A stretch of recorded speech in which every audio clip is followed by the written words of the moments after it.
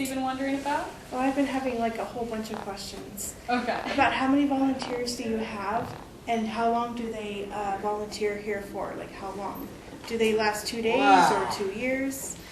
We have a lot of volunteers. I think it's something close to 300 volunteers that are in our database. Wait. Okay, let her finish there, Lottie. So. He's got on his camera. What I really like about W is I actually started out here as a volunteer, and we don't really have time requirements. So you just have to volunteer here once a year at one of our events. So we have some volunteers that help us 1 day a year, and they help us with one event every year. We have one volunteer that helps us every year with our Dove-A-Door event. She's been doing it for a decade now. So we have volunteers like that who help with those, and then we also have volunteers that come in once a week and they do work at our reception desk. They help us with office work. We also have volunteers that bring in food for our staff because days like Thanksgiving and Christmas, they have to be here. So we try and make it kind of festive too. We have volunteers that help with that. I'm going to turn on the light in here so it's a little bit brighter. That sounds good. I want a question. Question. Yeah. I'll ask for a question. Go ahead. Far Far away. question. If I need help, if the government would they with help? Oh, if you wanted to volunteer 1 day a week, how would you go about it? Yeah. We have a volunteer orientation that happens once a month, so I can sign you up for that. Please. Yeah, I can, and I have your email, so I can use that. That's how Need we more card? communicate with our volunteers. Yes, I have your card. Need more card? Do you need more? I think I got Jill has one. Yeah. You gave one to Jill too, remember? it. Was this when you got here, Lottie? Was that? Mhm. Okay. Yeah, we gave that to her Yeah, earlier. yeah. So I can email you that, but we do volunteer orientation once a month, and then they kind of talk with you to figure out what a good volunteer job would be for you. My idea advertise. Your idea is advertising, so you want to volunteer in the advertising department. Yeah. But to be, not to. What kind of advertising do you do? You do these videos and okay. I talk to people. I talk about people. You talk to a lot of people. I could keep myself busy 40 hours a week with Lottie's videos alone. Lottie is quite active there. He's got over 300 videos already. But just Wow, just that's remember, Lottie, it takes a lot longer to put the videos on site than it does to record them. Okay. What was it? I talk. What was it? You talked to Lars Larson. You've talked to legislators. Yeah. Oh wow. Yeah. Jefferson Smith, right? Oh yeah. Jefferson And Smith many times. Kay Brown. Okay, let's let Angela ask some more questions. Like, you always like to know how people get started in things like what brings their passion to why they work here. So maybe. That's not one of the questions I wanted to ask. Okay, go ahead with your question. Okay. One of the other questions I had was, what was the worst surgery that you've ever remember from working here? Since I'm in the development department, I'm not on the floor. I'm not on the veterinary floor to see a lot of the cases, but I've heard of many of the cases. And we actually had, pretty recently, we had a dog come in that had eaten Gorilla Glue, which is, it's a glue that actually expands in a space to fill up an empty space. So he ate this, and it expanded in his stomach, and it hardened, and it made a kind of a mold of his stomach. So they had to go in surgically to take it out, and the dog survived. The dog was fine, but they actually recorded the surgery so you could see it, and it was like a mold of his stomach. And he did survive. It was an amazing case. Wow. We also had another dog come in that was attacked by a porcupine, and he had about 150 quills in him, and that took about 4 days that he was down in our ICU, but they were able to take all of the quills out, and he also survived. And he was an older dog, so they were nervous about him, but he did well. Wow. Yeah, but those are the kind of cases that people go to their day practice vet, and maybe they don't have all the tools they need to treat that animal, so they say take them to Dove Lewis. And we're able to treat them.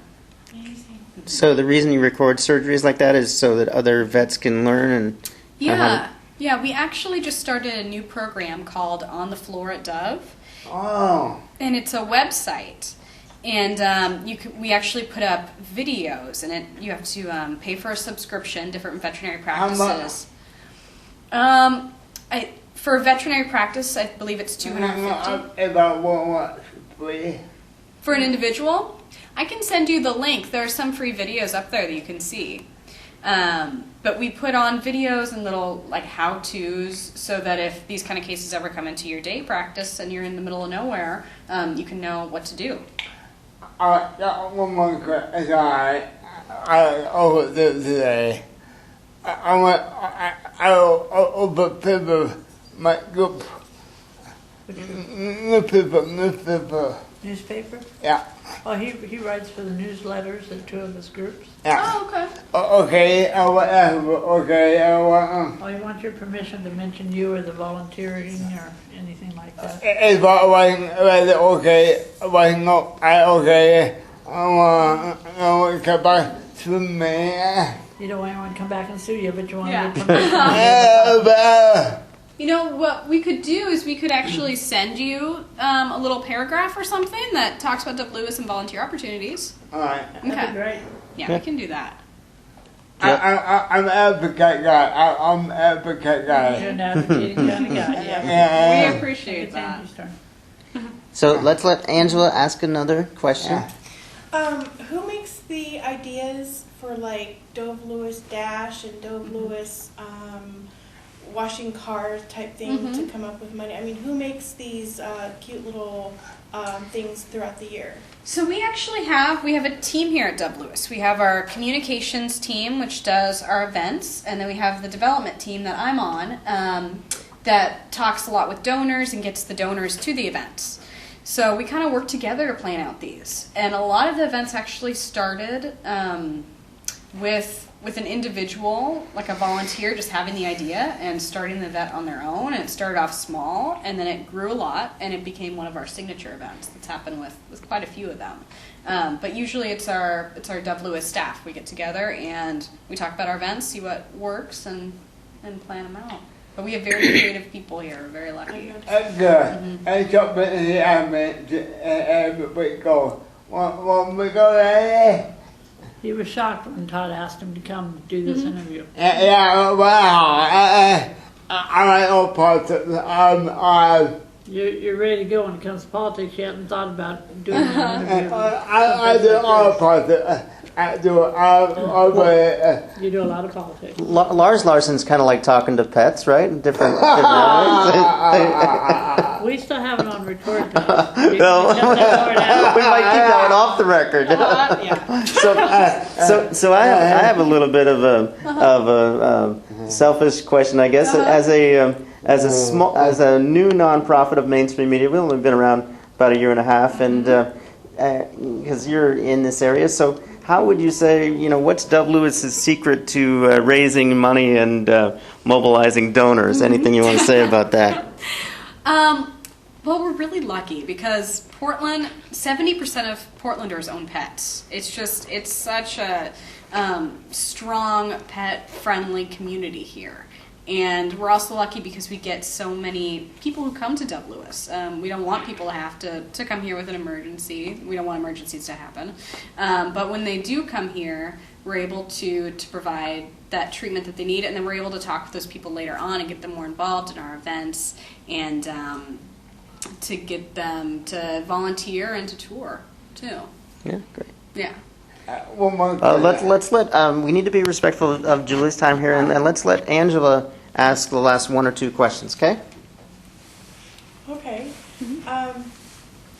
There's this other question. I don't know if I should ask it or not, but for people who are new with pets, and let's say they are like low on income and they want to learn dog training, do you provide special services for people with special needs who like to have some dog training. Let's say they got a dog that's 3 years old from a shelter and they don't know how to, give commands. What kind of services would you provide or can provide for someone who doesn't have that much income and has a new dog in their life? Good question. That is a good question. And we try to we do have classes. We have classes every quarter that change. So we have pet first aid here at the hospital. We have how to care for your aging pet. So that would be definitely a new class that we could talk about. And we get a lot of requests for that. So making new classes is something that we can definitely do. Because it's very expensive. I've looked Yeah. online for like dog training and dog obedience, and it comes up to like over $200. Yes. I'm just like wondering if you have that here. We do sometimes. We've had a couple of obedience classes here as well. Are they successful? We do. We get a lot of people at them. They are free as well. So we advertise them in our newsletter. I don't know if we have an obedience class coming up, but I know that we've done it in the past. So I can look into it for you. Okay.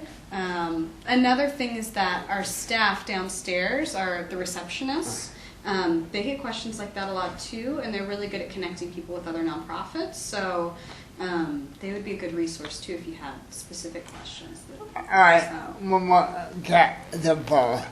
My cat. Your cat is stubborn and need a class on how to take care of your cat. We covered that earlier. Need cat. Well, how would you sign up for the newsletter to get notices when you do have a class coming up? You can sign up online for a newsletter, and then I can also sign you up as well. Great. Okay. I got one really important question. Okay. And this is like the last question. Let's say you have only 10 volunteer working here, volunteering here, but you've got more animals than volunteers, and let's say there's a fire. What are you going to do? So our volunteers, they actually aren't on the floor. All of those people downstairs that you saw actually work for Dove Lewis. So they're staff.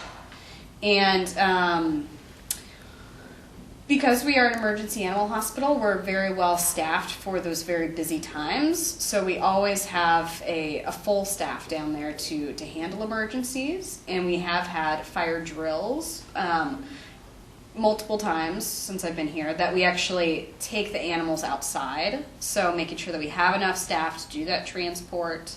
If they're very ill, we actually have gurneys that we can use. If a fire ever, God forbid, ever happened, we could do that. So they do have a very good evacuation plan. And part of the thought behind Dove Lewis is that we are a place for emergencies. If there's ever a big emergency in Portland, we're equipped to handle that. So we have more space where we can put more pets here in the hospital if there ever is an earthquake or anything. Oh, yeah. We have talked with the police department, the fire department, so they know that we're open 24/7 if there is a large emergency. So we're kind of the place where they can take pets. One more question. My question. Your closing question? Yeah, my further question. Go ahead. What car? His I need to find this question. What kind of car here? This one has a twist. He wants to know what kind of cars are used here at Dove Lewis. We noticed the ambulance rig outside. I'm not sure what brand that is. I'm not sure what car it is. I should have prepared you Yeah. for this line of questioning. I forgot. I forgot to prepare for your signature question, laddie. Never did that at the beginning. One more question. What kind of blue car? Blue. I have a Honda Fit. She said that downstairs. Make a car. No, there are some Hondas who have some American products here, or they're at least assembled here. But almost every single car, even American-made cars, their radios and electronics are not necessarily made in America. It's alright. I'm hard. We're gonna have you spend a week in Detroit. And just All right, hang on, guys. This is what the way I think we should conclude things here. I mean, I'm really proud of you guys today. I thought you asked some great questions, and we really enjoyed ourselves here. So this is what I'd like to do. So maybe just say a closing thank you and maybe what you learned today. And we'll start with you, okay, Laddie? Well, as it came what kind of place here, I have educated him on the she's cat nice, place. she's a woman, She's a nice woman. but need more education, more me. You personally need more education. Yeah, cat door, all positive. Now, positive, need more home. Now the political season's over, you can look at things closer to your home. Yeah, Closer to your home. cat door, dog, cat people. You're a cat person. Cats are close to your heart. Yeah, There are others in the room who are dog people. Dog people, okay, yeah, dog. Me, I like the cat. I care. I appreciate you come here. I want to get back in and help me. I appreciate it. He appreciates coming here. Thank you. I appreciate you guys coming in. Yeah. And Angela, what stood out to you about the day? Well, what I really liked about this tour that you gave is that it showed that there's a lot of, it's safe here. The staff have been very nice. They all have smiles.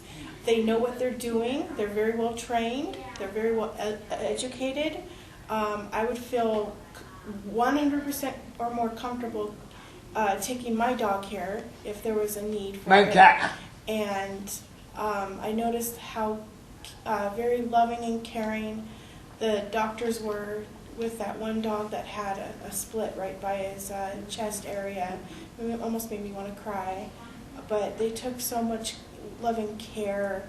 Just, they didn't go fast, they went slow. They had the light on to the dog, and I just thought that was really great of you to actually have like at least 4 or 5 people in that room making sure that dog is okay. And another one was that to make sure that the dog and the cat were in those little kennel places that needed one-on-one care 24/7.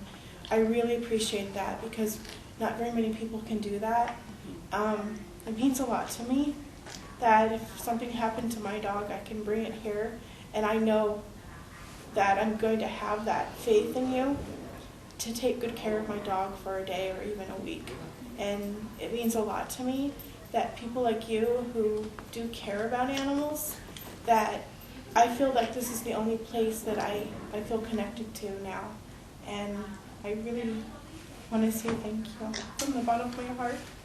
Because I'm an animal lover, and I want to say thank you for putting Lucy down last year. And one more question after that.